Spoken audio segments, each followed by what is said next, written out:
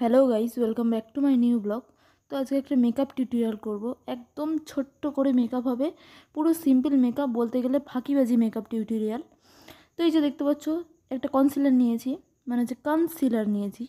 তো কনসিলার নিয়ে এই যে চোখের এই নিচে ড্যাব ড্যাব করে দিচ্ছি, কারণ হচ্ছে কি রাত জেগে পুরো ডার্ক সার্কেল হয়ে গেছে। মানে বলতে চাইছে এডিট করে রাতের বেলায় এত ভিডিও এডিট করে করে রাতের বেলায় দেরিতে ঘুমিয়ে ঘুমিয়ে ঘুমিয়ে ঘুমিয়ে আমার এই চোখের নিচে কালো হয়ে গেছে। তো এই জন্যই কনসিলার দিয়ে চোখের নিচটা ড্যাব ড্যাব করে নিচ্ছি, যাতে সাদা সাদা লাগে। তো তারপরে এই যে চোখের নিচটা ড্যাব ড্যাব করার পরে তারপরে এই চোখটাও করে নিচ্ছি ড্যাব ড্যাব। তো করে নেওয়ার পর তারপরে দেখছিলাম যে গালে যেগুলো আর কি মানে এদিক ওদিক টুকটাক যেগুলো কালো দাগ রয়েছে, তারপর থুতনির কাছে আমার এই কালো দাগটা কেন জানি একদমই ওঠে না, একদমই ওঠে না। কী যে করবো বুঝতে পারছি না। তোমরা একটু কমেন্টে বলো তো কী করলে এটা উঠবে। অনেক কিছু ট্রাই করেছি, অনেক কিছু ফেস প্যাক বানিয়েছি, অনেক কিছু ট্রাই করেছি, কিচ্ছু হচ্ছে না। তো তারপরে এই যে থুতনির কাছে এটা লাগিয়ে দিয়েছি, লাগিয়ে দেওয়ার পরে যে ডাবডাব ডাবডাব করছি, কারণ এইটা সাদা হতেই হবে। এইটা এত কালো হয়ে থাকে মাঝে মধ্যে মনে হয় যেন এখানে আমি দাঁড়িয়ে রেখেছি। তো তাও যে কভার করার চেষ্টা করি, অনেক সময় তো খুবই বিরক্ত লাগে, খুবই বিরক্ত লাগে, মনে হয় কেন আমার এরকম হচ্ছে। আর কাউরই কোনো দিনও আমি দেখি না, শুধু আমারই বেশি দেখি। তাও এটা ড্যাব ড্যাব করে নিয়ে যাতে একটু সাদা সাদা হয়ে যায়। তারপরে এই যে হয়ে গেল।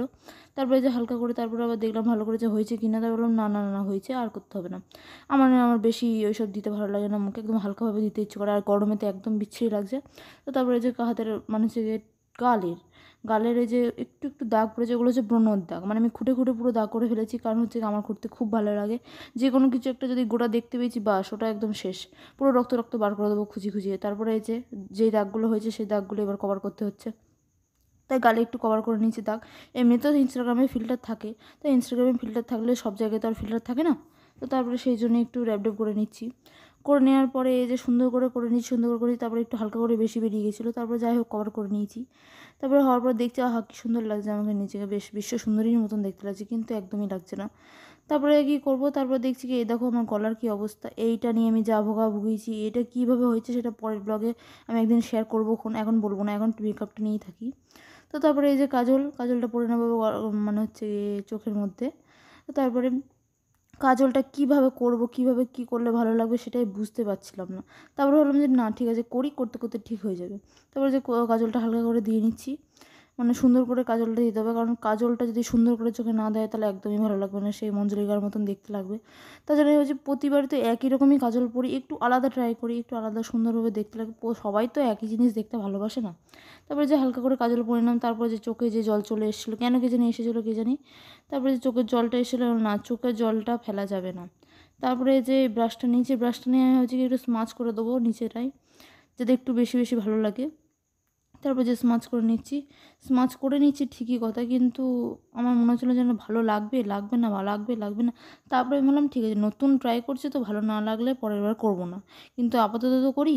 তারপরে এই যে এই চোখটা করে নিলাম। তারপরে আমি ভাবছি যে চোখটা তো করছি, তা কোনটা ভালো লাগছে, এইটা ভালো লাগছে না এটা ভালো লাগছে, তোমরা একটু বলো তো। চোখের এই যে নর্মাল কাজল দিয়েছি সেটা ভালো লাগছে না এটা স্মাচ করে এইটা ভালো লাগছে।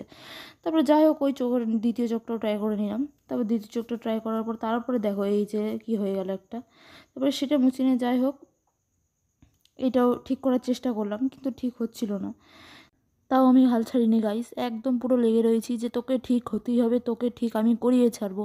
কারণ হচ্ছে কি আমি মেকআপ টিউটোরিয়াল দিচ্ছি, আমার ভুল হলে চলবে না, নাহলে বলবে এই যে মেকআপ পারে না, তারপরে মেকআপ টিউটোরিয়াল দিতে এসছে। যাই হোক সব ঠিকঠাক করে নিয়েছি, এবারে বেশ ভালো লাগছে। তারপরে এই যে আমার দামি ব্লাশারের প্যালেটটা বার করে নিলাম, দেখিয়েও দিলাম যে দেখো এই দেখো দামি 3 রকমের রয়েছে। তো তারপরে যে পিঙ্ক কালারের শেডটা নিলাম, আসলে কি হলো তো দুটো হচ্ছে হাইলাইটার, ঠিক আছে, একটা হচ্ছে ব্লাশ। তো তারপরে এই যে পিঙ্ক শেডেরটা নিয়ে নিয়েছি, আহা কি সুন্দর লাগছে, বেশ ভালো লাগছে, কিন্তু একদমই ভালো লাগছে না, মজা করলাম।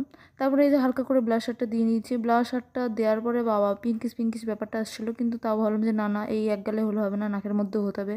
তারপরে এই যে নাকের মধ্যেও দিয়ে দিলাম হালকা করে। তারপরে ভাবলাম এই দিকের গালটাও তো দিতে হবে, ভুলেই গেছিলাম, তারপরে এই দিকের গালটাও দিয়ে নিলাম। তারপরে আমি ভাবলাম যে এই মা ব্লাশারটা তো অল্প দিয়েছে, তারপরে এতটা কেন লাগছে, আসলে হচ্ছে দামি তো তার জন্যে।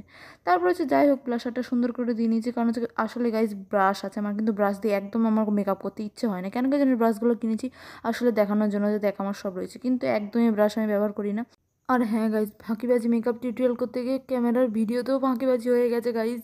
আমি লিপস্টিক দিতে গিয়ে ক্যামেরায় অন করতে ভুলে গেছি, তাই রিলটাই দেখে নাও যে কেমন লিপস্টিক কেমন কি দিয়েছিলাম না দিয়েছিলাম, কি আর বলবো গাইজ, মানে আমি ভুলে গেছি। আমি যখন ভিডিওটা এডিট করছি তখন আমি দেখছি। যাই হোক ভিডিওটা কেমন লাগলো কমেন্টে জানিও, like share and subscribe, tata.